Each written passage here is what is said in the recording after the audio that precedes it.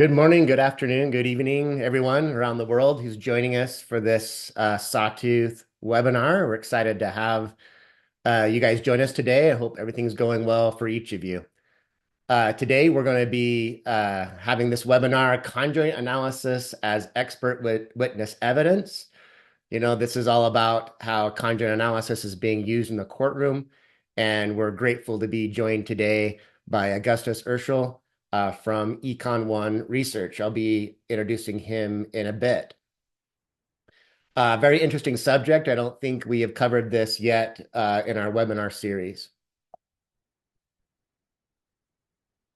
So just covering a few webinar details before we get started. You'll notice at the bottom of Zoom here, there is a Q&A section, and that's what we'll be using for your questions.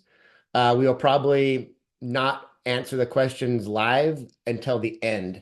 But go ahead and type in your questions. Brian Orm, Sawtooth's president, will be joining me, and we'll answer some of those, but we'll leave most of those for Augustus at the end for our Q&A section. We will be sending a recording out to all those who have registered for the webinar. I'm excited to announce some upcoming Sawtooth events. We just finished up this great conference in New Orleans, our Sawtooth Research Conference, and we're excited to allow the best paper to be presented in a webinar coming up in June 19th. So webinar, Generating Novel Concepts Using AI-Enhanced Respondent Feedback by Peter Lee and Joris van Gool from SCIM. They'll be presenting essentially what they presented at the conference. So make sure to check that out on June 19th. Coming up July 21st through 22nd, we'll be having a Sawtooth research training out here in Lehi, Utah, covering subjects in customer feedback, conjoint analysis, market simulators, just a way to sharpen up your skills and do a bit of networking out here in beautiful Utah in July. Then September 25th through 26th, we'll have our preference modeling event out in Nuremberg, Germany. And you can find out more details about all these upcoming events at sawtooth.com/events. If you don't know much about Sawtooth, we encourage you to check us out. We have a powerful survey platform. We're really good at conjoint analysis and max diff, but you can also do all of your surveys using Sawtooth. We have incredible support, and you can try us for free at discover.sawtooth.com. Okay, let's get to Augustus Urschel. He's Senior Managing Economist at Econ One Research, an economic consulting firm, economic expert and case manager for antitrust and consumer protection cases.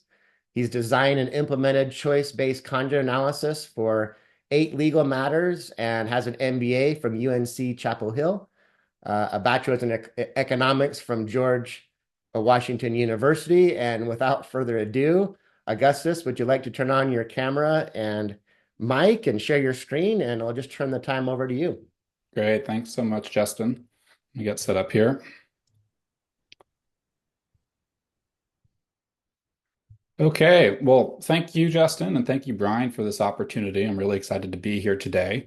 I am very happy because not only is choice-based conjoint one of my favorite tools in my toolkit, but I'm also happy because my son has been in the NICU for the past month of his life, and I get to take him home today with my wife. So today is shaping up to be pretty good. But Hey, between then, what's we're all that? excited for you. That's awesome for you to share that, and Thank our you. hearts go out to you. And all of us collectively hope the best and are excited you get to be reunited with him today. Thank you. Yeah. So today's shaping up to be pretty good. But before then and now, we have what I hope is a lot of really engaging material to cover. So I think we'll just dive right in. Okay. So today, here's a brief roadmap about what we're gonna cover. I'm going to talk about how choice-based conjoint and survey evidence generally is used in the court setting. Note that although I'm going to be focused on choice-based conjoint, which is what I have used for all of my cases, this is applicable to other types of survey research as well, such as MaxDiff. We're going to go over what are the sort of design considerations and the implementation considerations for doing a CBC in a legal case. And I'm going to use two hypothetical motivating examples to sort of ground the discussion today. What is possibly unique about using choice-based conjoint in a courtroom setting, especially if you're an economist or have an economic background, is that your job doesn't really end necessarily with the conclusion of the survey. Often you have to take the willingness to pay estimates that are generated by your conjoint, and you need to convert them into a price. So I'm going to talk a little bit about the supply side. The conjoint typically gives you what we consider the demand side of the equation. You have to marry that up to some sort of assumption or model of the supply side, and that gives you your new price for these cases. And then finally, I'll end with some of the common criticisms I've heard about, well, my survey designs in particular, but just things that I've come across. And then I'll be happy to take your questions at the end. Okay, so who am I and why am I talking to you? I'm Senior Managing Economist at Econ One Research. I'm both an expert witness myself, but for the majority of my career and for all of the cases I'm going to be talking about, I've been a case manager to more senior experts. Briefly, I have about a decade of consulting experience. I graduated from George Washington University with a degree in economics. I was picked up by a economic consulting firm in Washington, D.C.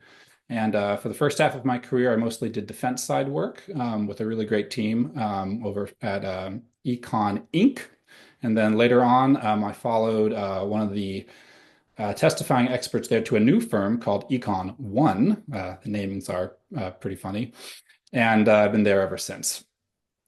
So although I am sort of more an applied microeconomist in that I take real world data and I try to apply economic theory to whatever case is at hand, I started becoming aware of conjoint sort of a little bit later in my career. And after I went and got my MBA at UNC, I actually formally did some conjoint training in the context of mostly product segmentation for choice-based conjoint. And I, got a little bit of training there. But most of the application work for CBC that I've done has basically just come from reading outside of that. So big thank you to Orm for two really great textbooks. You can actually read those two and become an expert. So you have to read some other stuff too, but they are really well written. So with that fandom out of the way, I just want to note that I am typically for all these cases here. Our side has been retained as the plaintiff side for this work, which means we are putting forward affirmative conjoints. And I'll explain a little bit more what that means in a minute. And then my email is down there if you want to contact me afterwards if you have any questions or follow-up. So these are the 8 cases where I've employed conjoints before. I'm never sure in any of these cases if they're public or not. So I'm just going to talk about them like extremely generally, and I'm not going to use any details from them going through. There's basically 3 types of main cases here. The first one at the bottom, the MacBook keyboard case, was a product defect case.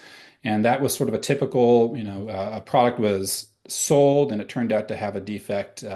And we needed to figure out what consumers would have paid if they had been aware of the defect at the point of purchase. The Jewel Labs marketing, that was you may have heard of that. There were a series of cases against Juul, the manufacturer of the popular vaping cigarette, which I'm told is very in with the kids these days. And the core claim there was essentially that Juul had downplayed the addictiveness of the product, and people were purchasing them under the assumption that they were somehow less addictive than typical cigarettes.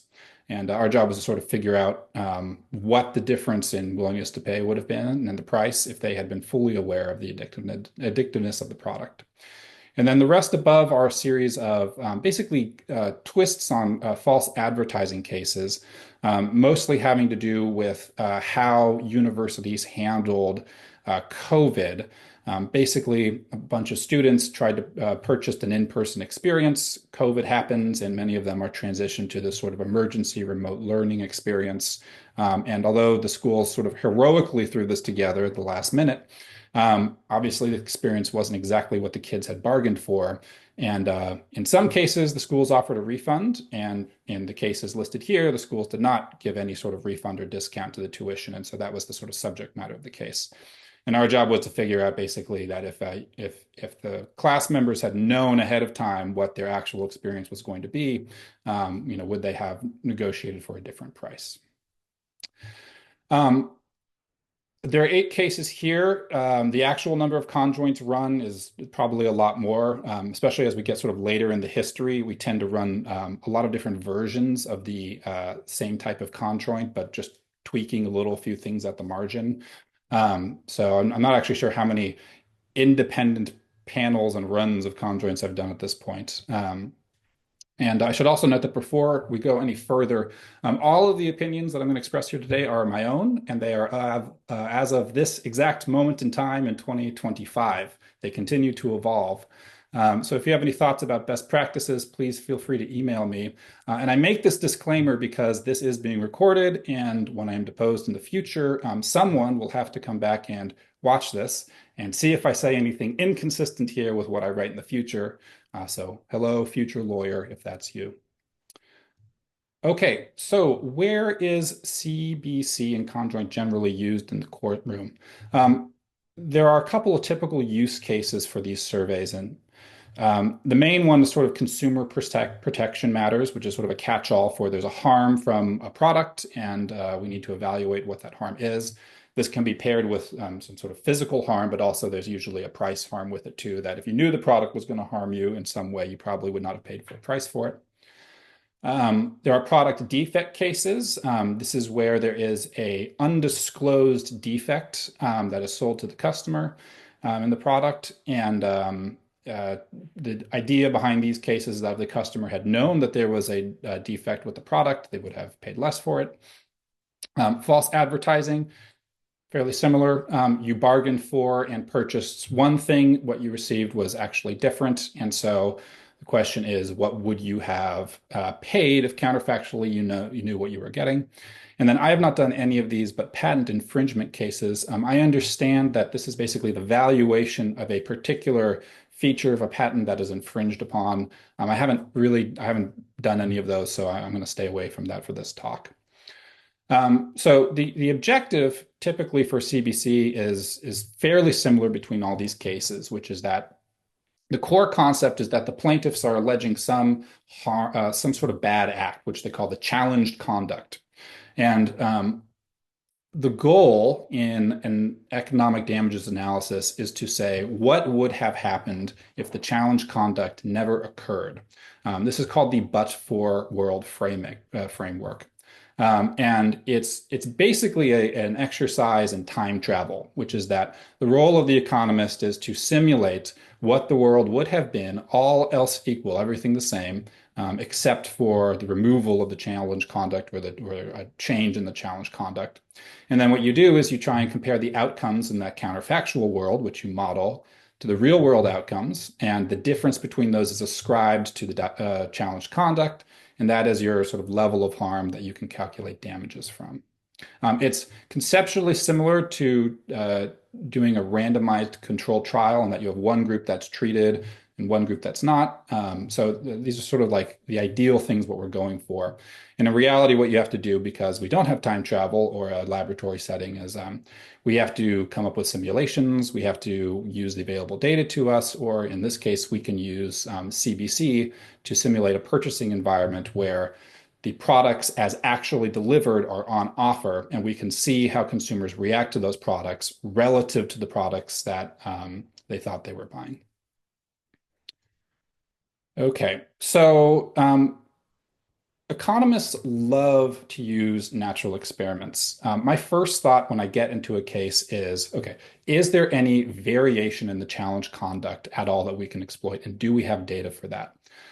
So what I mean by that is, in many cases, there's a period of time where the challenge conduct is active, and then it's either not active in a pre-period or an after period. We call this a before, during, and after analysis. And the neat thing about that is that if you have sufficient data that's granular, you can employ a regression analysis to tease out the incremental effects of the challenge conduct after holding constant everything else that changed over that time period.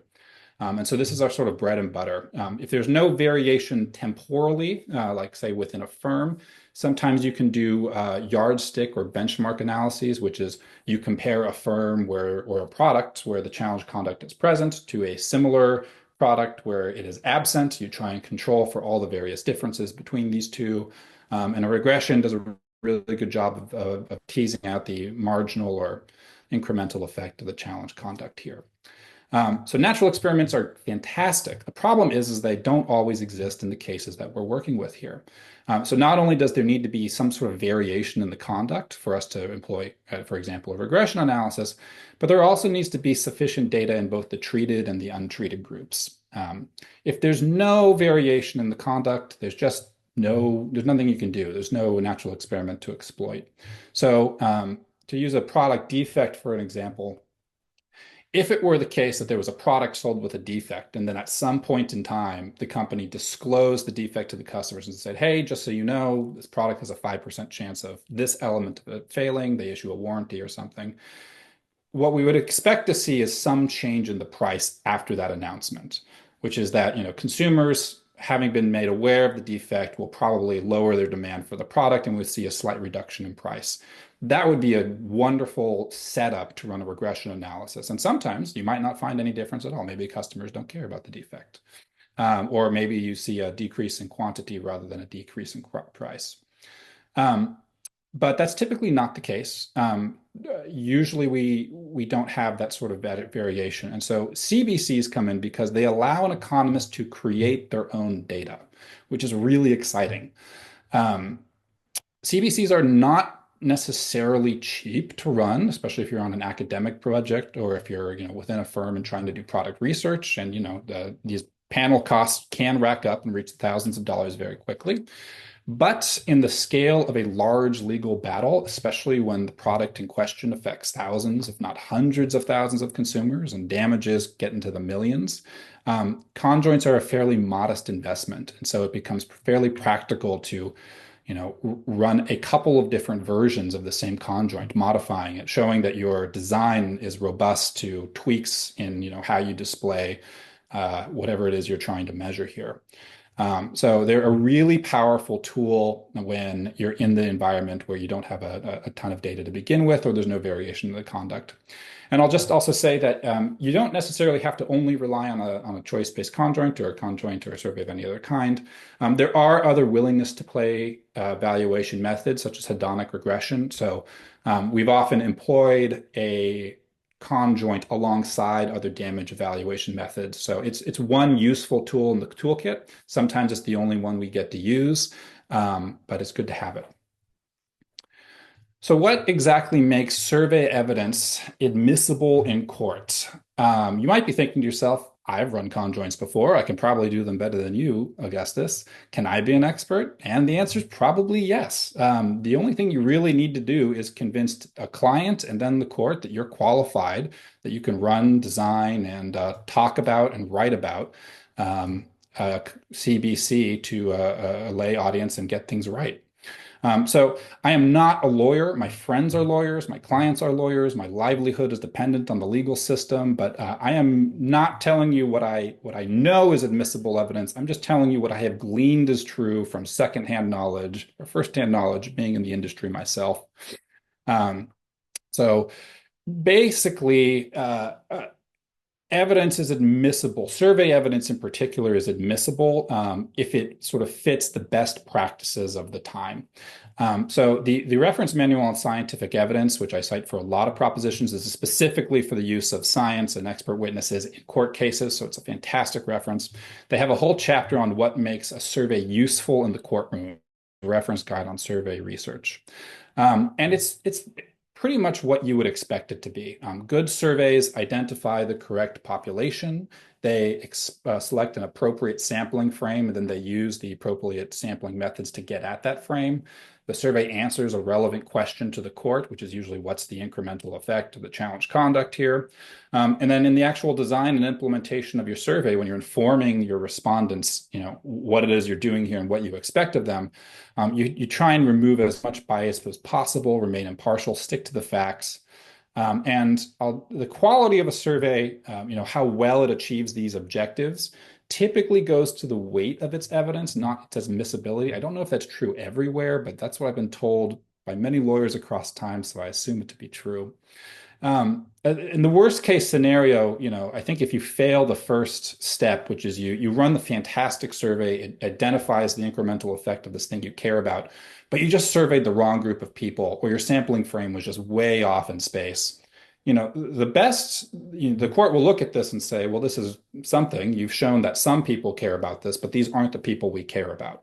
And so, we'll acknowledge this, but we're not really going to rely on this for much of anything. So a gut test of reasonableness is sort of what makes a good survey in the courtroom. All right, historical precedents. So I am aware personally of at least 50 plus cases that use a CBC method specifically. My recommended reading, if you're interested in sort of the history of this and common use cases, is a paper, Supply Side Considerations when using Conjoint Analysis and Litigation. That's where I got most of these cases from. I was aware of a handful of myself, and then they have this big old list in the appendix that I looked at. The first major case that the paper flags is a 1994 case, Lotus Development Corporation versus Borland International. And it was, I don't think it was a CBC, it was probably a CVA, but it was the valuation of a particular feature of spreadsheet software, some integration feature at the time. And then there was a 2006 case where choice-based conjoint very specifically was used in a light cigarette case, not like lighting the cigarette, but like a lesser version of the cigarette that was going to be less addictive or less harmful or less nicotine to you. And I believe CBC there was used to sort of assess the consumer valuation of a light versus a regular cigarette as a safer alternative. And then in and around 2021, we have Juul Labs, shameless plug there since I worked on that.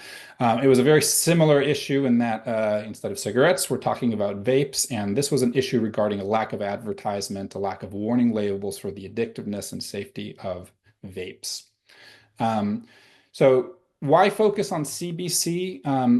I think CBC has a lot of popular acceptance in the courtroom for the same reason it has a lot of popular acceptance in the private sector. It is relative to what came before it, fairly easy to do. It produces very tractable, usable results that can get you basically the demand curve for your product, and it can be converted into prices. It tends to replicate a real world shopping experience for your respondents, which is, we like that. I've never used max diff. It's very possible that there are better methods than CBC in existence or that will come out in the future. But I note that courts tend to like precedents. You never really want to be an expert offering a new novel method that the court has never heard about before. Because we have a common law system, it's nice to be able to look back at 50 plus cases and say, courts have accepted the use of CBC in all of these cases, and we want you to do so here. If you're the first person to get up there and say like, well, it's similar, but it's a novel experimental thing that the private sector uses all the time, that's pretty good. And of course, the worst case scenario is you make something up yourself. Please don't do that. Okay, so how is this different from what you might be used to designing a typical, and I say typical with air quotes here, CBC in sort of a private sector setting?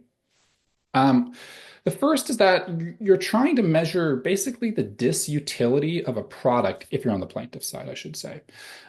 You're trying to define a feature that nobody wants, which is a little unusual. You're not trying to build the best product or conduct a market segmentation analysis where you build a series of products that sort of capture the whole market. You're really just trying to figure out what's the difference between the package that the consumers actually in the real world bought and the package that they ended up receiving for most of these. The respondents will typically be really familiar with your product. They're probably going to be actual purchasers or in the purchase environment or very close. So they should have a really good understanding of what it is that you're, at least the baseline product you're talking about. You're not dealing with something novel there. But the purchasing environment will be a little alien if you have to describe for example, a product defect to someone and have them purchase among products that may have defects in them. Typically, when you walk into a store, you don't pick up a phone, look at all the features, and at the bottom it says, there's a 5% chance that the phone will explode at some point if you buy that. That's weird. You don't see that necessarily. Um, and another important difference here is that you have to be able to replicate your results perfectly. We call them work papers. But basically, as a part of the adversarial process in the courtroom, let's say you're the plaintiff, you'll put forward and construct an affirmative conjoint, and then you'll put it in a report, submit the report to the court, and then the other side will get your report. But they also need to see all of the underlying work papers that you use to generate every single figure in your report. So this is the reason basically we switched over to using Sawtooth Lighthouse Studio, because it actually has physical files on your computer that you can zip up, send to somebody else's machine. They can unzip it and then run it, and they'll get the same result. That's huge. Also, the fact that Sawtooth allows you to set seeds in the HB model so that you can, rerun the same HB model and get exactly the same results, conditional on having the same version of the Sawtooth software. Ask me how I know that. You need that for this setting. You cannot, for example, say something is true and then not give it to the other side so they can play with it and test it for themselves. That's not allowed. They need to be able to recreate everything that you've done in your report. As a corollary to that, one big difference is that there's going to be a highly paid, highly motivated counterparty combing over your work decisions and assumptions, and they have one job, which is to make you look very bad. So any mistakes you make will be highlighted and put on the pedestal. They will challenge every assumption that you do not justify perfectly. It is an adversarial process, and the other side typically does a very good job doing this. So you need to make sure that whenever you're making a decision, it's grounded, it's based in facts, it's based in best practices. Um, yeah, I will say I've never seen in the 8 cases I've done. We've done 8 different surveys. I've never seen a defense economist take a survey that I gave them, modify one thing, rerun it on a new group of respondents, and show different results. I would kind of expect that to be the case, but for whatever reason, in 8 cases, I've not seen it happen. But in theory, that's the idea, is that they could take what you've done, make adjustments to it, rerun it, and then show different results.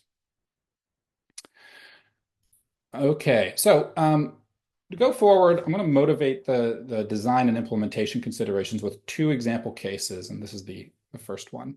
I'm also just going to assume that everyone here has a understanding of CBC. In fact, your understanding of CBC might be even better than my own. So I just want you to think as you read through these cases, like how you would potentially tackle these problems. So the first one here is example A. It's a product defect claim case, and this one is fairly typical. So plaintiffs seek to certify a class of smartphone purchasers of an allegedly defective device. Approximately 10,000 customers purchased the Mingle Constellation, a mid-tier smartphone at the retail price of $500.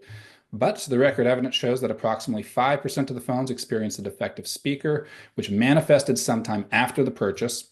The manufacturer was aware of the defect. Nice typo there. The defect is not total in that it will randomly distort the audio on the calls.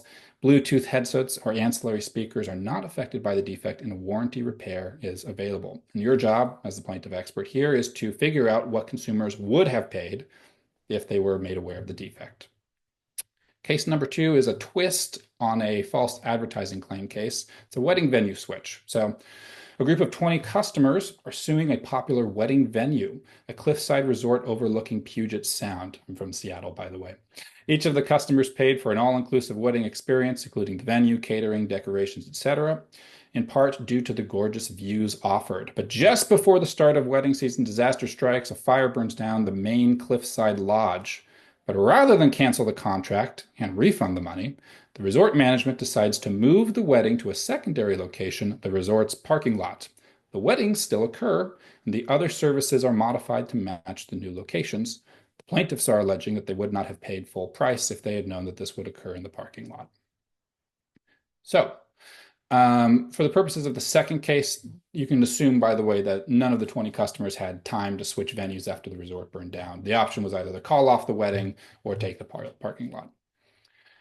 So what are the key considerations for CBC when we're looking at these? Well, the first is what are the two packages that were advertised or what the consumer thought they were buying, and then what are the packages that they actually received?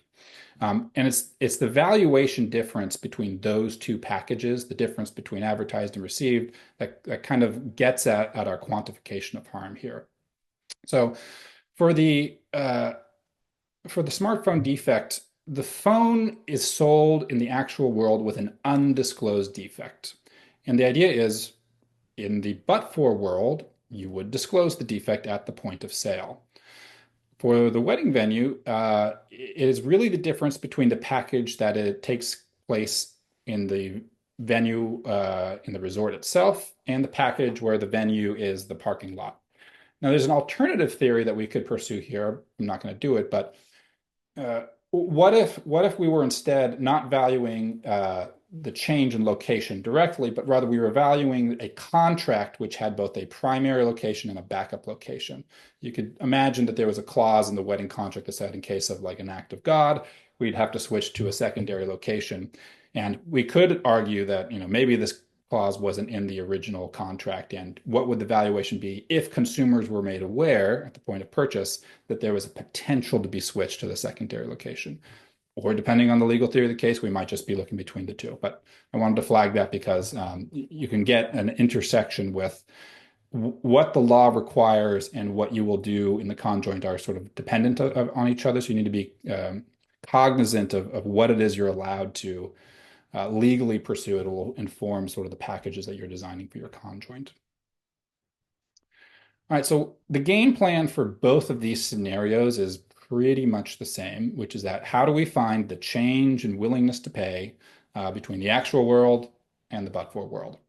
And we have a 5-step process. First is to identify and then sample a relevant group of customers that best approximate or closely approximate the actual harmed customers, the plaintiffs, the class members. We then need to construct an actual survey itself. We need to define our attributes, the features and levels, so that we can both simulate the package as advertised and the package actually received. And then we need to set up our survey in an intelligible way so that our respondents understand what they are being asked to do. But we have to do this without biasing them, and that can be tricky. Then we have to run the survey and calculate the change in willingness to pay from customers moving from package A to B. And then finally, the last step, which is incorporating the supply side, is you have to take the willingness to pay difference obtained from your Lighthouse Studio, and you have to move that into the real world as a change in price. Easy enough? So let's go into the details. So, what is the population here? Technically, the population in question are the class members or the plaintiffs, the people who were harmed, who actually have experienced the pain of the bad defect happening to them, or the wedding venue switch or something like that. But there's a bit of a problem. You can't just census the whole population here, even if you know who they are, because if you're in the context of a legal battle and you ask someone, hey, what would you have paid for this if you had known, what the problem was or what you would have actually gotten? Oh, and by the way, your answer is going to inform the amount of money you get. Their answer is going to be zero. Or maybe their answer is going to be negative. They're going to say you made my mother-in-law sit next to 2 cars in a parking lot and I'll never hear the end of it. You owe me money in addition. So I would argue that the true relevant population are not the group of customers as they are today.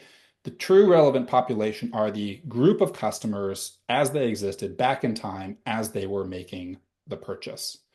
So how do we get to them? Well, the first option is time travel. We go back in time. We present the exact same people with exactly the packages that they were about to purchase, but we change the information available to them and say, this is what you're actually going to get instead. And we see how they behave differently.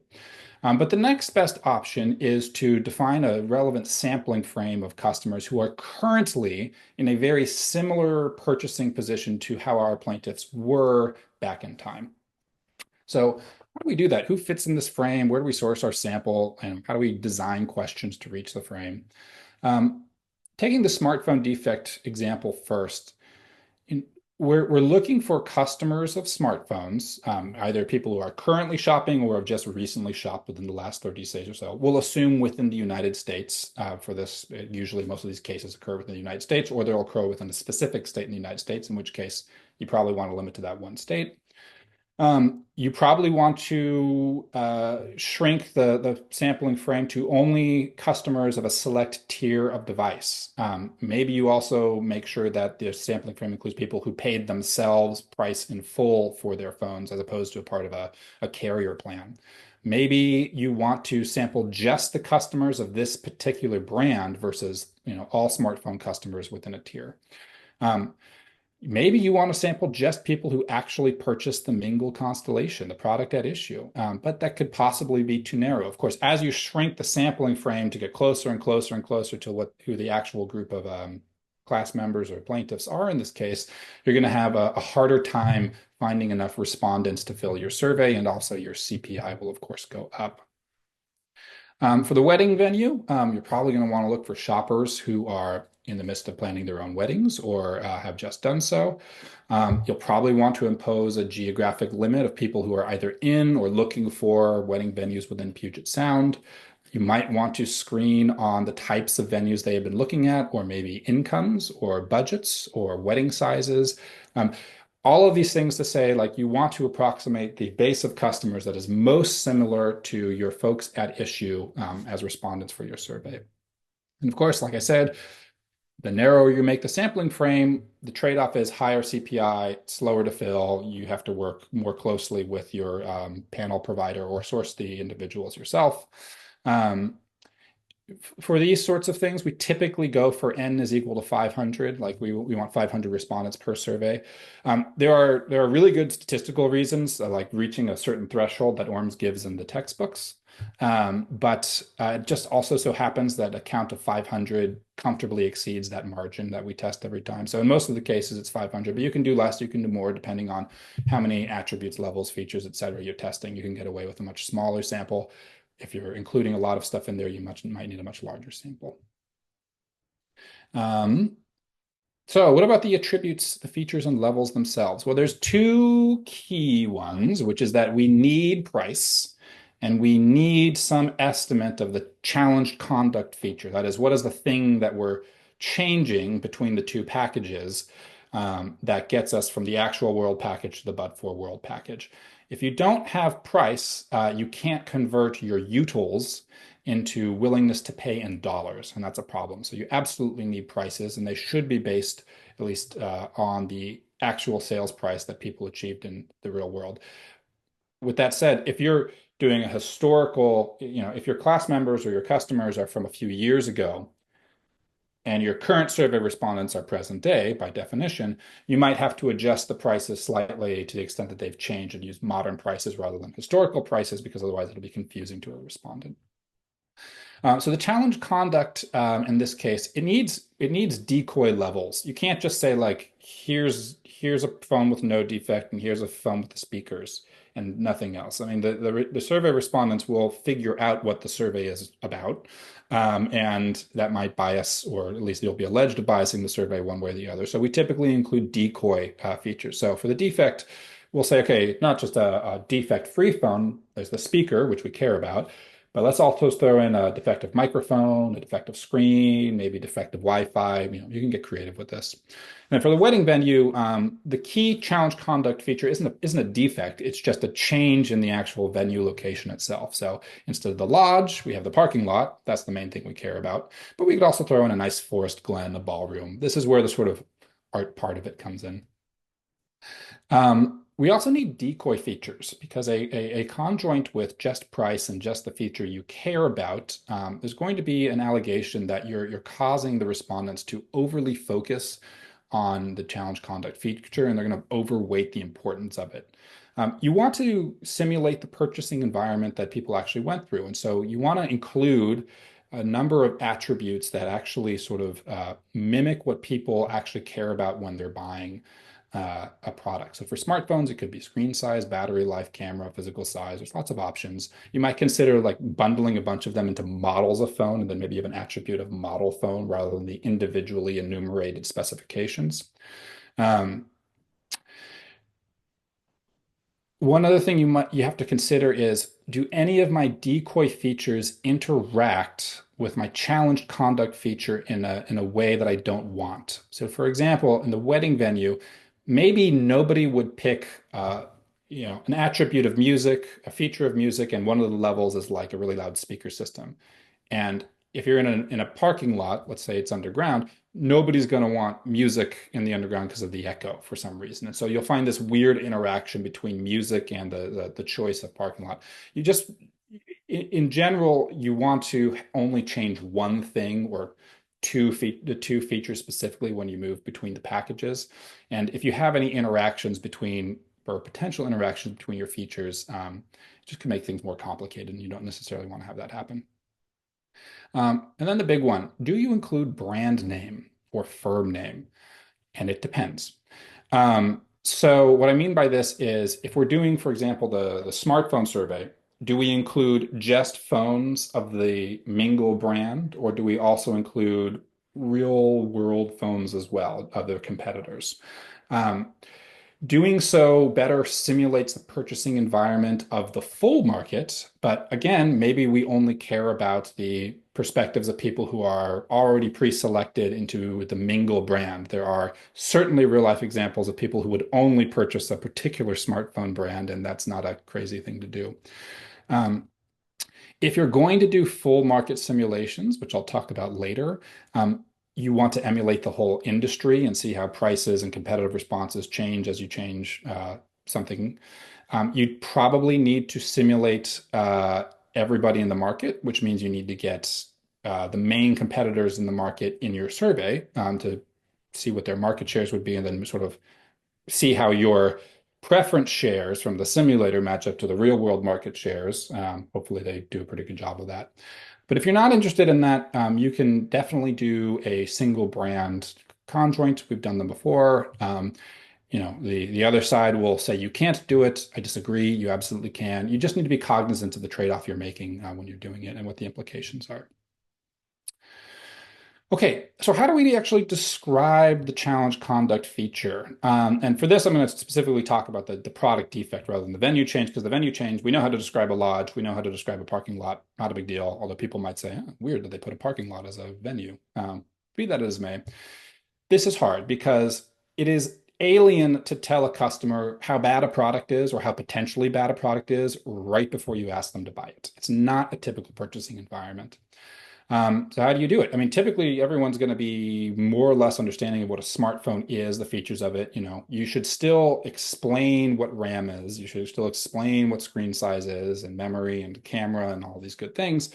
But if there's a smartphone defect, you need to actually tell them, preferably using the exact language from the evidence, what the defect is, how it manifests, and if you can, what the probability is of it manifesting in your phone. The problem is that this can get boring. It can be long. It can be overly technical or legalistic because sometimes the record evidence was describing the defect was written by the defendant's lawyers once they realized they had to announce the defect. Um, we know it's boring because in cognitive interviews, I've been told that the challenge conduct feature is too boring. I mean, I had one case where we were explaining all the different features and levels of a product, and it was all very simple. There really wasn't more we can add to it. And then the actual description of the feature of the defect itself was like, this big on the page. And I'm just trying to imagine condensing this onto a mobile screen of somebody taking this and understanding. I'm trying to read through all the different caveats here, but we had to use it.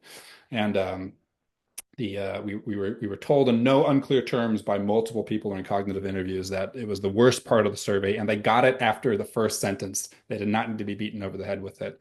So we tried to slim it down as best we could.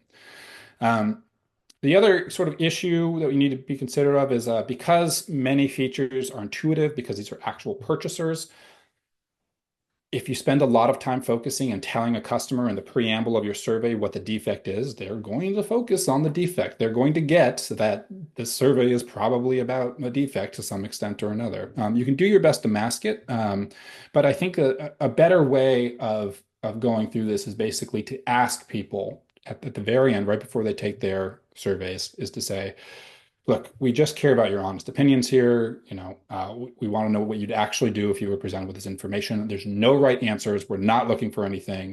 Do you please agree to do this? And people say yes, and they give their honest answers, and their answers are usually pretty reasonable. And it turns out a lot of people sometimes don't care about the defect at all, and that's okay.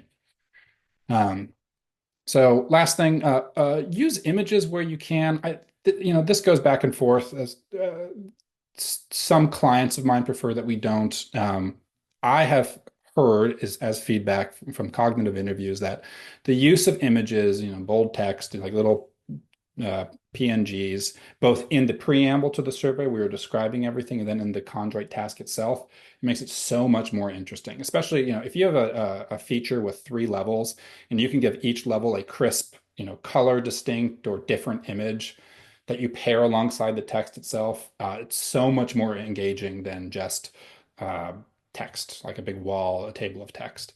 It boosts engagement. When you're on task 7 of 10, you want the respondent to keep paying attention, to actually keep giving you good answers. I know there's some research out there that the usefulness of responses 1, 2, and 3 is kind of greater and tighter than that of the remaining responses. So I think it's probably a good thing to do. Other considerations, how do we set prices? We always begin with the baseline price, which is either the price as it was or what the current day version of that price is. And the approach that we like to use now is we just sort of do steps in either direction as a percentage. So, baseline price, 10% or 25%, 50%, you get the point. But it's a really open question how far you take out your minimum and maximum prices. You could go to 0% and 200%. I guess you could exceed 200% in one direction, then it would be a little unbalanced. Um, I've not actually seen anything authoritative, like researching and discussing the issue. I know there's theory out there that you will get different answers to otherwise equal surveys if you set the prices very narrow, like 5, 10, 20, versus pretty wide, like 25, 50, 0 to 100%. Also, there's a question, is a unidirectional price ever justified? Can you just look at sort of, start at the baseline price and then only offer lower prices? I can imagine cases in which that would be appropriate, but when we've attempted that before, we received a lot of flack and there wasn't a lot of benefit to it. So my current best practice is just to start with the baseline price and then equal variation on either side up to a certain point. There is kind of, as a starting point, you might want to set the implied minimum price, the price reduction, at about the marginal cost of the product itself. So if the product was $100 in real life and it cost them $50 to manufacture it, maybe your starting place is a 50% reduction in the price because that's where they're selling at marginal cost. But there's nothing to say that, in the counterfactual world, when you had told people what was wrong with the product, they would have, even the marginal cost wouldn't have been enough. They wouldn't have bought it then. And that just fits with the theory. So the marginal cost might be a starting point, but it's not an ending point. One thing I'd just say is just pre-test this. If you're, do 50 pre-test respondents, look at how many of them are just like, nope, it's not sufficient. Like I'm always hitting the threshold below, or I'm always hitting the threshold above. You'll get a gut sense of if you need to expand or contract this. For the smartphone defect, you have to make the decision whether or not the defect is certain or it's probabilistic. Consumers will respond differently if you say, this product will have a defect, and here are the remedies you have for it, versus this product may have a defect, a 5% chance, and here are your remedies. People are not perfectly rational when it comes to expected values. This is well documented. So if you give them a certain defect and then adjust for the probability of 5% on the back end and assume sort of a linear risk expected value, you are going to get a very conservative estimate of harm. Versus if you tell people of a probabilistic defect, people tend to overweight, the defect itself. Be like, I don't want any chance that this can happen to me, even if it's only 5%. That will tend to get slightly higher willingness to pay estimates. I don't know if there's a right answer. I think the best thing you can do if the information is not overly burdensome to the respondent is just to tell them as the full truth to you that you know it. Um, if you don't know what the probability of defect is, then you can't do it. And so you say this feature will have a defect. And then on the back end, you can say, well, I'm going to test it. What if it's 2%, 5%, 10%?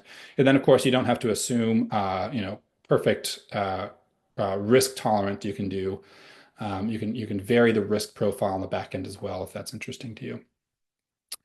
And then the last thing, other considerations, what's going to make sense to you and your coworkers when you're designing the survey probably is not going to make sense to anyone else.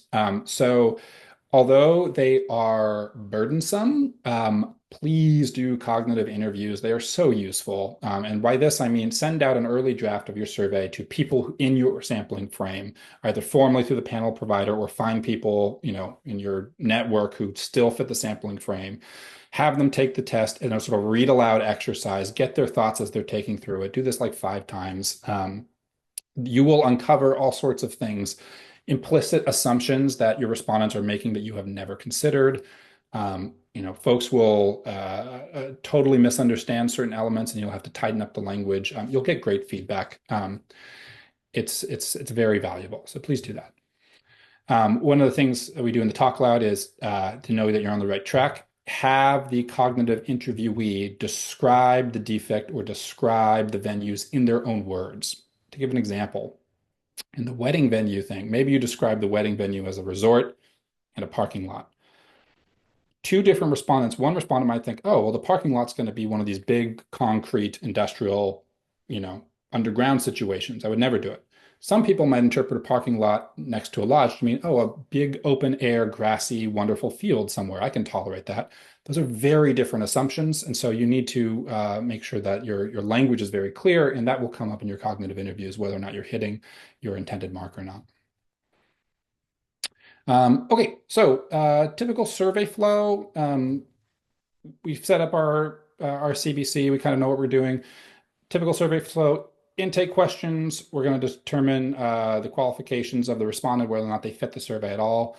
We're going to ask a good faith question. I'll get to that in a moment. Explanation of the survey goals. We're going to assume the purchase environment, attention check questions, describe the attributes in question, have them take the CBC task. Typically do 10 times. You can do more or less. I've heard best practice is now to follow up with demographic questions at the end. And then I like to always leave space for comments and questions. Questions are great, or comments and questions are great because you can actually, you can say, hey, did you understand this? Or like you have a comment. And if they say like, I didn't understand any of this, or this was a bad survey, why would anyone do that? It provides useful information. It can be used as a screening tool if you want. Good faith questions and attention check questions. I heard about this actually in a previous webinar I watched about a couple months ago here at Sawtooth. And I forget who it was, but they brought up 2 example questions that they put in their surveys, and I loved it. And so I modified it ever so slightly. The good faith question I love because after you sort of tell the respondent what it is they're doing, you say, hey, we really care about the quality and integrity of our survey. We want you to give thoughtful answers. There are no right answers. We want you to do this in one sitting. Can you promise to do this? And the 3 answers are, I can't promise either way, yes, or no, I won't promise. And the amount of people who just select, no, I can't promise either way, or no, I won't do it, it's like 10% sometimes. It's a crazy amount. It's like, well, okay, you guys don't make it to the final survey. Thank you for participating, I guess. So, is that people not paying attention? Maybe, but I don't want those folks in there anyways. And then attention tech questions, I usually just throw in one. There's a lot of different variations, but my favorite is, a simple thing says, please select I do not understand to show you are paying attention. And then you have I understand and I don't understand. And it's nice. It gives you faith that you're actually dealing with a real human being who's actually thoughtfully reading the questions. Okay, so we're going to fast forward. Your survey is designed, you've selected a panel provider or you've sourced the panel yourself. You've done your cognitive interviews, you've run a pretest on 50 observations, all the responses are looking good, there's no confusion in your survey, and you full send it. You've now cleaned out your bad responses. You've backfilled to re-reach your target N depending on how many you had to clean out. You plug in your HB model, you hit play, and now what? Well, now you have a bunch of utilities for all 500 respondents in your survey. And now you need to convert those utils into changes in willingness to pay. There's basically two methods to do this. There might be more, but these are the two I'm familiar with. There's the average or the median utility method. And this is you basically just calculate for every single respondent on a line by line basis the difference in utility between the actual world feature and the but-for world feature for each respondent. Now, this could be like a level itself. So the difference between utils of no defect and a smartphone defect. It could be as simple as that. Or you could do the combined difference in utils between package A and package B if you're changing more than just one level of one feature. And then separately, once you have the util difference between what you care about, you need to separately do a translation to convert utils to price using your price and util using your price attribute. And then you combine those two, you can assume some linearity of pricing, or if it's not linear, you do something else. And that way you have a dollar value for every single util in your survey, and you can get a willingness to pay change as you move from package A to package B. The other method is a simulation method. Lighthouse has a really great simulator and it's fun to use. So there's sort of two ways you can do it. One is you set up a fictional purchasing environment with just two products, product A, actual world product, product B, but for world product with, the problem with it. And then you see what the market shares are, assuming a no outside option. And then you just adjust the price of the counterfactual product downward until the two market shares equalize to be about 50-50. And that is the price discount in the simulation that is needed to make the consumer whole between these two packages. And the alternative, another way to do it is you simulate the actual packages in the market with the actual world product as it was advertised. And then you make a copy of that simulation, but you change the product in question to be the product with the disclosure, the product actually received.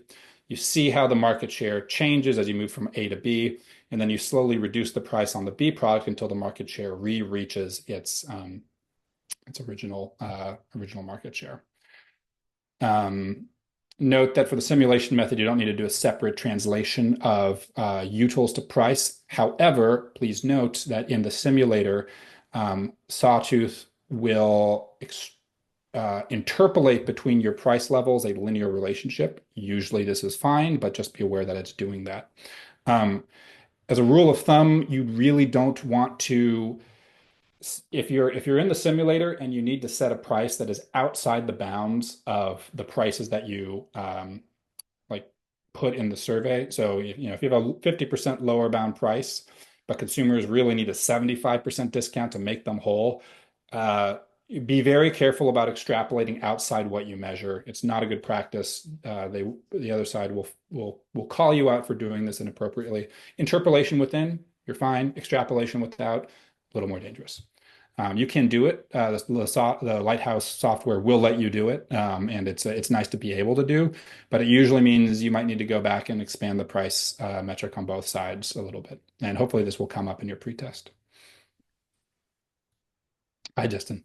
Hi, we're getting close. Oh, my goodness. How much more do you have? I can go 2 slides. How about that? Yep. And if you're willing to go over, you're willing to go a little bit over for the Q&A? Of course. Okay, so everybody that needs to go on to your meetings, we will keep recording and we'll keep going and you'll get a copy of this recording. So thanks. Very good. Thank you, Justin, for keeping me honest. I'll skip this. You have willingness to pay change. Now you need to convert it to a price. 2 options. Fixed supply model. You basically say, look, the defendant actually sold 100 units in the real world. That's how many they'd sell in the counterfactual world. We're just going to measure the change in willingness to pay, and that's going to be the price. Willingness to pay is equal to price in this method. Price equilibrium model, you say, the defendant gets to go back in time and having disclosed the problem to the customer, what they're actually going to receive, they get to reset and recalibrate their price and quantity profitability equilibria, and then we get to assign that price. I'm going to show it visually. Welcome back to Microeconomics 101. I'm so sorry to bring you here. I'm an economist. If I don't show you a demand and supply graph, I'm not doing my job. I lose my license. This is the fixed supply method. We have a green supply line, not moving anywhere. Conjoint gives us the demand curve in the actual world for the product as advertised, lower demand for the product with the defect disclosed or the product actually received. The required discount is going to be equal to the change in willingness to pay. So the same, it's a nice one-to-one relationship. There's a simplified version of the price equilibrium method. Basically, it just says, okay, the demand curve has shifted in real as we've moved from orange, which is real life, to blue, which is the counterfactual. This is what people would have demanded the product at with the defect, with the undisclosed, with the actual service they received. And you're going to allow the defendant to sell fewer of the units so that the price is going to be a little bit higher than it would be than if they sold the actual amount that they really sold. Now, in the wedding example, we have 20 customers. Does this mean that only 19 in the counterfactual would have made the purchase and the 20 doesn't get any money? I don't know.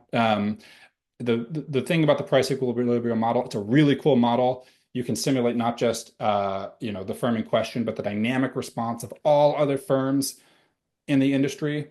It's a really neat model, but it requires a lot of data. It requires some assumptions, and it's a lot more work to do.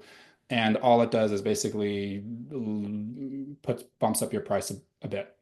So the defense loves to do it. The plaintiffs probably don't want to do the extra work to show a reduction in the price difference, but they're both valid methods and they have their pros and cons. I won't get into them here. And then last, final slide, I promise. These are typical attacks against a choice-based conjoint. Number one attack, your sampling frame of the population do not overlap or are misaligned. Yeah, that's the biggest threat to the credibility of your survey. The only thing you can do is do careful consideration of how to fix those and make sure that your questions are tailored to actually emulating the correct target population. The recorded demographics of your survey are not the same as the true demographics of customers. You really don't want to click balance your panels unless the demographics have a clear, a causal implication for how people purchase things or how they'll view the defect. It shouldn't matter. Do men and women care about the prevalence of a defect on a smartphone any more than the other? Arguably not. Do they care about the wedding venue? Maybe there might be a difference there. So you can also test that with the data you have to see if different demos behave differently. You could rake your demographic data to overweight some responses to sort of simulate what if you had gotten the actual match. That's something you can do on the back end. Description of the challenge conduct overly focuses on the bad things. It biases your survey. Yes, it can. So you need to stick to the evidence. You need to stick to the facts. You need to do your best to not overly focus on the conduct. Be as fair as possible. Be as conservative as possible. It's really important.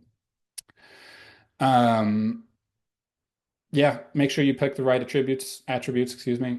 You'll always get this criticism that you're failing to measure something, but you can only throw so many features in a conjoint. You can't do 20 features. People will burn out. We typically do 6.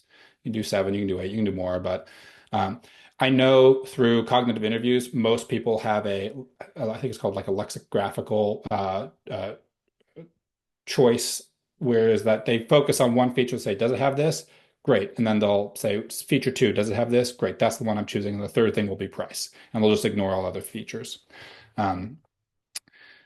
So what if you use an internet panel? Your internet panel respondents are probably bots, trolls, or the ne'er-do-wells. Yeah, it's certainly possible, but I actually think modern internet panels do a really good job at keeping the quality of their respondents high. And I know this because when I've done cognitive interviews for people who I've sourced from internet panels, they're really thoughtful. I mean, they are us, we are them.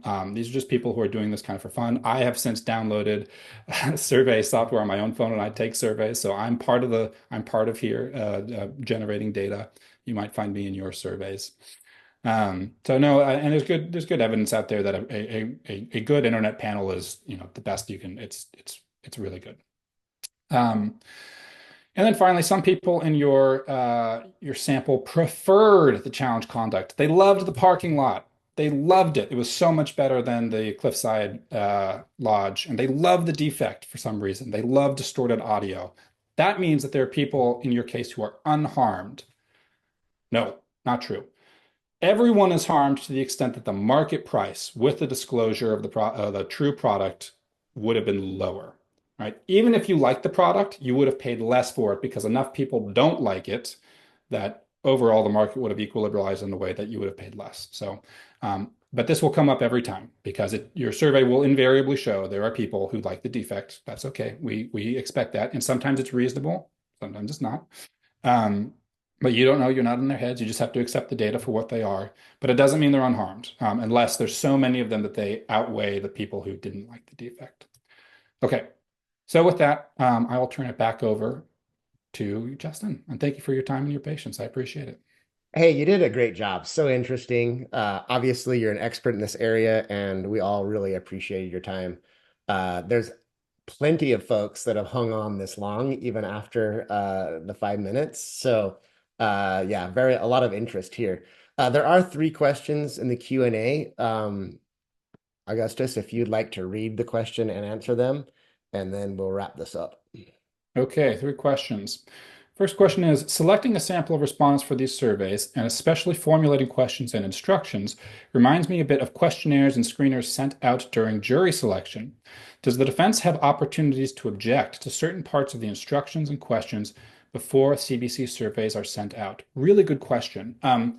They do not have the ability to influence what you do as an expert. What they can do is make the argument, because you're going to write a report, you're going to put forward a survey, and you'll be like, here's the screening tools I use to select my respondents. What they can do is say, hey, we disagree with how you do this. If you just change the screening questions and I rerun your survey otherwise, you get a totally different population and the response is totally different. So they would handle that in a reply report to your main report. And then if it went to a judge, if it went to a jury, they'd look at the two reports and they'd figure out which one they believed more.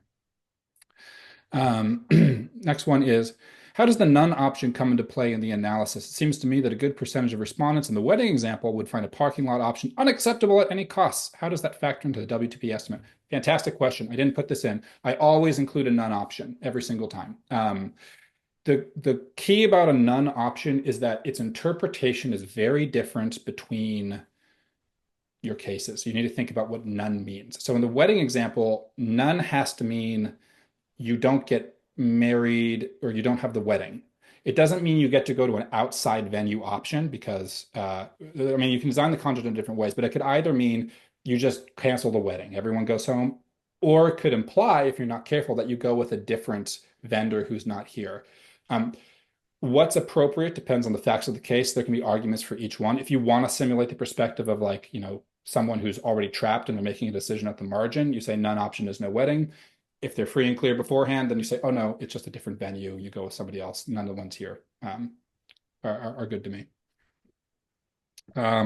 In civil law, my understanding, is the point of a suit is to make the plaintiff whole again. Yes, as someone relatively recently married, I'm thinking about the sort of once in a lifetime status a wedding holds in so many people's minds. So I understand how we're arriving at what a person would have paid for the defective venue, but it's also effectively an experiential purchase. The reality is that the plaintiff would likely not have used this vendor at all if they had known what the outcome would have been. How does this account for the experiential, temporal, and once in a lifetime dimension? Great question. So if the options are a bunch of regular venues and the parking lot, it could be the case that under no circumstances anyone in your survey ever selects the parking lot. And what that will apply is if you've set up the prices with zero price or something, there might be one person who selects it at like, okay, I'll do it if it's free. If it's free, I'll do that. The software should return a value of basically no one would pay for this at any price. The willingness to pay for this particular level of this feature is going to be extremely low, and then you're going to get like a massive decrease in willingness to pay, and thus a massive decrease in price. But experiential things, conjoints can account for that. So that's sort of baked into when you're asking people to imagine what it is the experiences they're buying, that's sort of baked into what they're paying for it as well. Should I keep going, Justin? Yeah. Okay. Amazing presentation. Thank you. Great question. Loved it. Of the cases you have been in, how many did you have to extrapolate price? Whenever we have had to, whenever it has looked like the price was going to be extrapolated, we increased it so that it would not have to be extrapolated. We have never actually done I believe, and we've never done a case where we relied on an extrapolated price. It's all been interpolated between certain price levels. Do you use draws or point estimate utilities for estimating WTP? Do you put confidence intervals on your WTP and price estimates? Great question. In earlier reports, we did not. In later reports, we did put confidence intervals around WTP. It was not as straightforward to do so, unfortunately, as I would have liked. Um, but I'm recalling, at least in the past few ones, we do put 95% confidence intervals around our estimates as well. So yeah, that's good to do. Have you used any fixed tasks in addition to none? So by fixed tasks, I'm going to interpret that as I think that's where you have a couple of selections that are sort of pre-fit in there that are not randomized, if I'm understanding that correctly. If that's the case, the answer is no, I haven't used them particularly. I can certainly see they could be used. What we'll sometimes do to test the validity of our approach is we'll do a holdout sample, and that we'll run the HB model on the first 9 answers, and then see how well it predicts the 10th answer. Like it's a hit rate estimation. That's usually pretty useful, but typically I haven't found a use for fixed tasks yet. No. Thank you so much. What a marathon there. So many people are interested, hanging on here. If you guys, there's the webinar chat in the bottom right. You can see that Augustus has shared his email address if you have any follow-up questions for him. Um, and want to make sure you guys remember that June 19th, we're having another excellent webinar entitled Generating Novel Concepts Using AI-Enhanced Respondent Feedback. That ended up being the best paper in our conference. So make sure to check that out June 19th. Augustus was very interested in your topic. It's something that we haven't covered before, so really appreciate your time. Sincerely, I'm excited for you to bring your son home today. It's going to be a cool experience for you, and you can now not worry about the webinar and focus on that. We're excited for you. I appreciate it. Um, And thanks for the opportunity. yeah, really appreciate everything, and we'll see you guys next time. See ya.